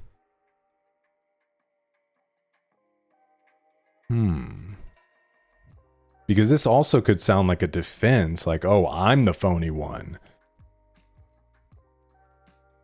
I don't know, man. Let me know your thoughts. All I have to say is, like, I don't even know how you get in the place of a suspicion unless somebody is having, like, a relationship online, which, by God's grace, my wife can have my phone and she never does. But like, if she asks for my phone, there's no hesitation. I don't have any text messages. I don't have any DMs. I don't have any emails or pictures or anything like that that would give me hesitation to hand her my phone. I couldn't imagine, like, being in a place having to be paranoid or feel worried that a person, you know, could be doing something behind your back, whether it's physically or just emotionally through conversations. And I guess ultimately that would be like, you should be very open about what it is you're doing. Like, I don't go anywhere that my wife isn't aware of where I'm headed. And not out of like a, you better tell me. It's just not like, hey, I'm running to the store. Hey, I'm driving 2 hours to go film this thing. Like, we're just very in touch with each other's days and what's going on. And, which I know people can be in different seasons, or and if you're not married and living in the same house, you know, it could be this, like, you might have much more time that you're doing things away from this person. But geez, dude, like, number one, try to live in a way in which you shouldn't have to give any question of your actions and your affections. And then the other, though, is I guess that paranoia can sneak up on a person, much like anxiety or something like that. It's not necessarily invited. It's this worry, this fear, this type of anxiety or paranoia about a person. And that's something that, you ultimately have to battle with the truth. And hopefully that other person hasn't given you any ammunition to have to feel suspicious. All right, let's see how he closes this album up. This is track 13, New Person, Same Old Mistakes.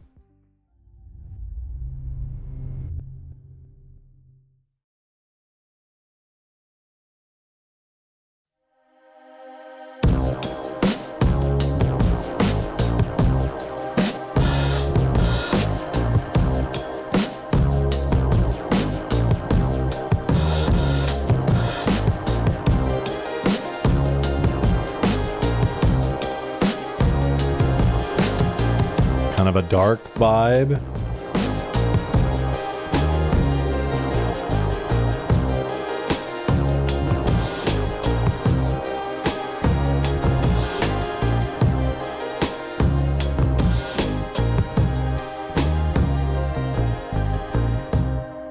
I can just hear them now.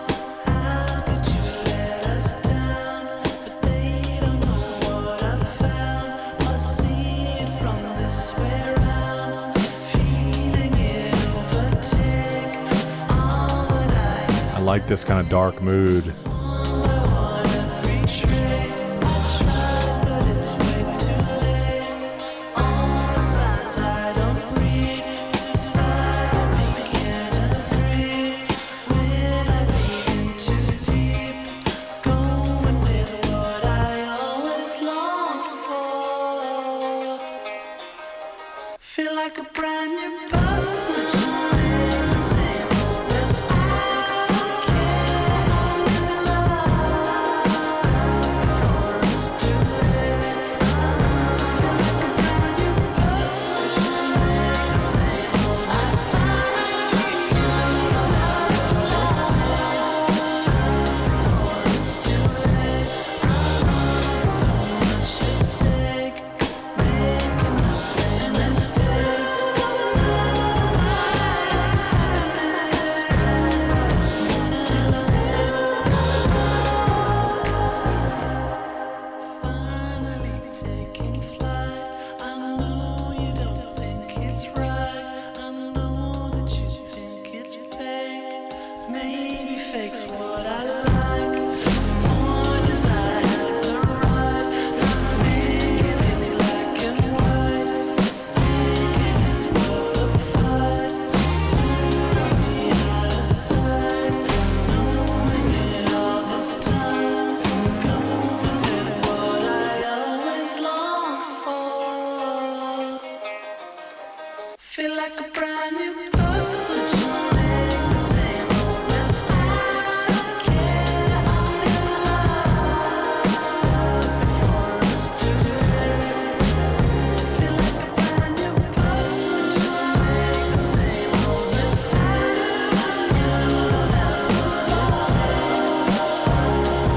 mistakes. It almost sounds like there's this internal part of him. A little switch up. Oh, we're going to come out of it back into that sick bass line. Ain't so different from the rest, and I know it seems wrong to accept, but you've got Turning it up. and she's got her regrets, and I know it's hard to digest. The realization is as good as it gets, and I know it seems wrong to accept, but you've got your demons, and she's got her regrets, but you've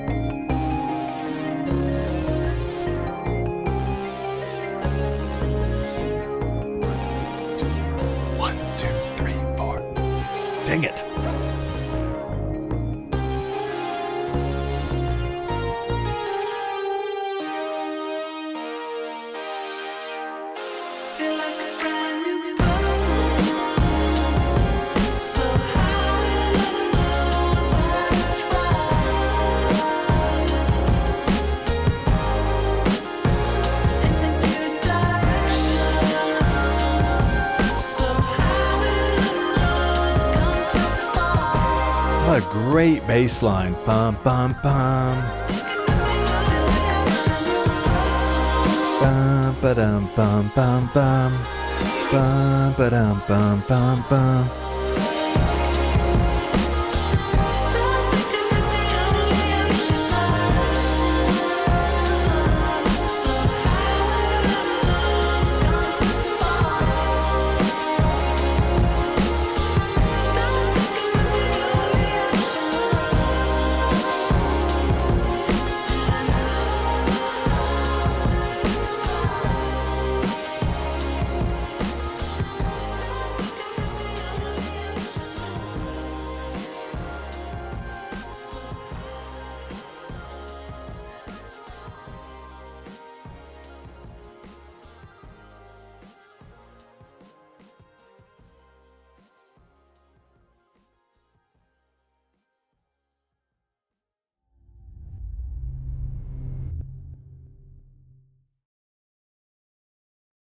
So I still don't know if we're leaving on a positive note or not. The title of the track, Same Person, Same Old Mistakes, lends toward a no, like maybe you're getting ready to repeat a cycle.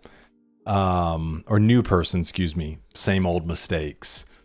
Let's take a look at these lyrics. It was such a, like the song spanned so much, it was kind of hard to hold on to, you know, everything that was going on.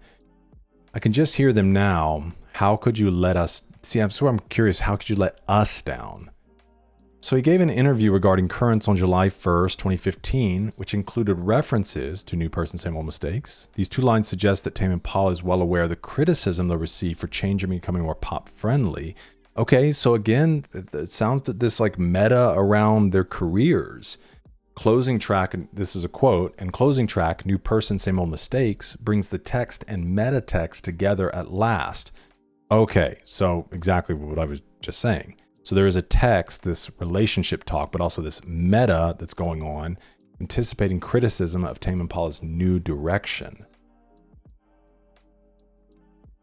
But they don't know what I found or see it from this way around, feeling it overtake all that I used to hate. So this music style I used to hate, but he's just feeling this creative direction that he wants to pursue, and it's overtaking him. One by one, every trait I tried, but it's way too late. All the signs I don't read, two sides of me can't agree. Will I be in too deep, going with what I always longed for? Feel like a brand new person, but you'll make the same old mistakes. Well, I don't care, I'm in love. We'll stop before it's too late. Feel like a brand new person, you'll make the same old mistakes. And could this in love with this music or what he's creating? He's just in love with it. But there's this other side of him, which is this kind of two sides of me can't agree. So one side, I feel like a brand new person, but then it's like, but you'll make the same old mistakes. The other says, well, I don't care, I'm in love. They're saying, well, stop before it's too late. I finally know what it's like. This lot, you don't have what it takes. I know there's too much at stake, making the same mistake. Man, and I still don't know why it's happening. Finally taking flight, I know you don't think it's right. I know you think it's fake. Maybe fake's what I like. The point is, I have the right, not thinking in black and white, thinking it's worth the fight. Soon I'll be out of sight, knowing it's all this time going with what I always longed for.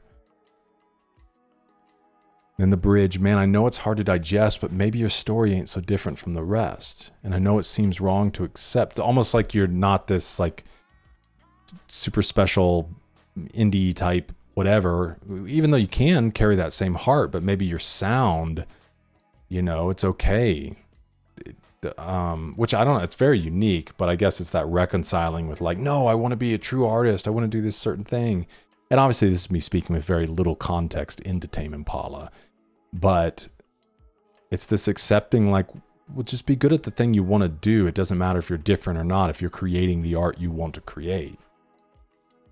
You got your demons, she's got her regrets. Man, I know that it's hard to digest. A realization as good as a guess. All right, really cool. So on the final song, the narrator admits that his metamorphosis should be read with caution. Its biggest skeptic is the side of him he left behind. The impulse to to change and the fear of changing too much are at odds until the bridge, which suggests some synthesis. This story ain't so different from the rest. Change and self-doubt are natural. In the end, the narrator is the same introspective person he was on Inner Speaker and Lonerism. It's a fitting conclusion to an album that both describes personal transformation and embodies it musically as a radical departure from Kevin Parker's earlier work. Well, now I'm curious about the earlier work. Both fans and artists are forced to reconcile the past with the present, the realization that one person can express different aspects of themselves at different times. This song was covered by Rihanna on her album Anti under the title Same Old Mistakes. That's cool. The song was also used in teasers for FX's show created by Donald Glover, Atlanta, which is also Childish Gambino. So Nick writes, while talking about his own drum sounds, Parker details New Person, Same Old Mistakes, as one he's particularly proud of. He actually describes walking past a shop, playing the song and not realizing it was his, thinking, great snare sound. I should be Shazamming this. Sweet. Well, we'll try to find this video when we go through the stuff on Patreon. Bridge, amazing. Oh, somebody else said I can't thank Rihanna enough for bringing me here. Cool that people are discovering him from Rihanna. Started to feel differently because of this song. It's like I can feel deeply from my heart. There are too many weird ideas in my mind. It's the very best song I've ever heard.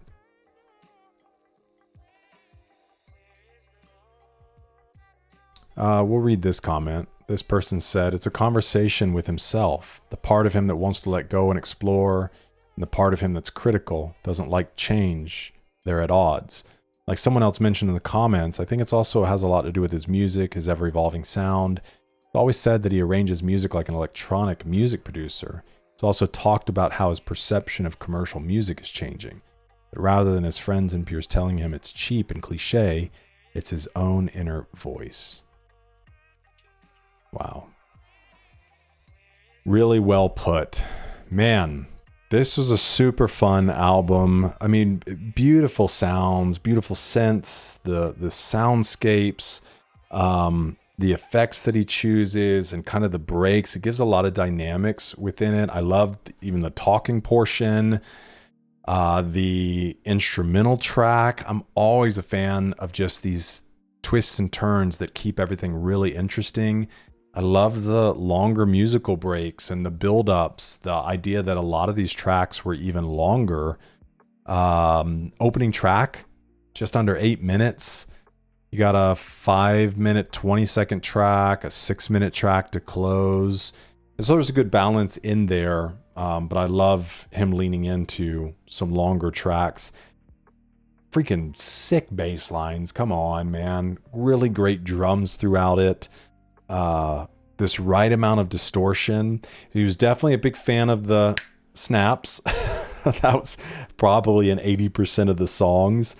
And overall, it is kind of a melancholy album for a certain kind of mood. But also, I love the idea of viewing it through the lens of this, like, changing as an artist. That really speaks to me, and I kind of want to listen through it because I was much on the, like, relational side, which I think is a portion of it for sure, and that's even confirmed in some ways. But then it was kind of like me trying to figure out, well, what's the relationship versus the music and artistic direction? And so I'd really like to listen through the album through the lens of just him and his career and evolving sound, and this feeling of like, is he betraying himself? And he's got to let go of this part of himself to pursue something new. And this current that's coming, which kind of is indicative in the final track as well, is I can't fight it anymore. There's this current coming through, and I've got to follow it. And I respect that so much in an artist. I love artists letting their sound evolve and change. What it means is that they're still hungry. They're still curious. They're still exploring things on their own and learning and being a student and hearing different things or having these ideas in their mind, just like, oh, I wonder if I could even do that. And to me, that's what I want in an artist. versus them just repetitive creating the same things because they know it's going to sell. I'd rather them shift in different directions and explore. So this has me very curious about his other work as well. So hopefully we'll get to look into that before too long. But thanks for hanging out with me for this one. Let me know your thoughts in the description. Again, feel free to check out on Patreon, hundreds of hours of additional content from dozens of artists, and you get to help decide on the albums we listen to. We even have a tier on there that if you want to directly sponsor an album, you choose the album, I react to it, no questions asked. Waiting for somebody to put me onto something really freaky with that. And I'm like, oh gosh. But anyways, it is the best way to support this channel, and we're building a great community over there. But thanks for hanging out with me. I hope to see you in the next one, because we're eating good.